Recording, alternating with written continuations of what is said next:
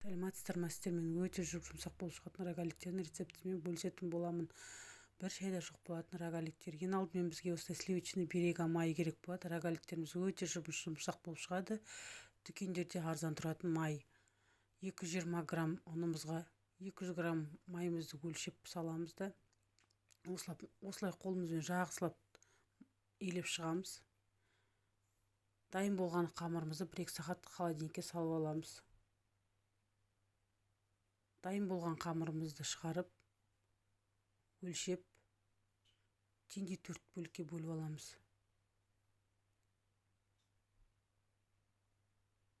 Қамырымызды жаямыз да 22 диаметрлі қылып, кольцоның көмегімен кесіп алып тастаймыз жанын. Үйде сковородканың қақпағы, тарелка болса да болады. Теңдей 8 бөлікке бөлеміз де осылай. Мен дәп сгущенкасын қолданып термостойки деп аталады.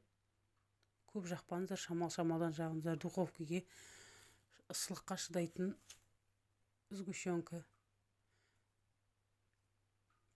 Грецкий орехты турап, майдалап, осылай арасына салуға да болады. Жақсылап жандарын жақсылап орап аламыз. 170-180 градуста 10-15 минутта пісіріп аламыз. Әркімнің духовкасы әрқалай қарап тұрып шығарып алыңыздар. Менімен болғандарыңызға рахмет. Астарыңыз дәмді болсын. Лайк басып, комментарий қалдыруды ұмытпаңыздар.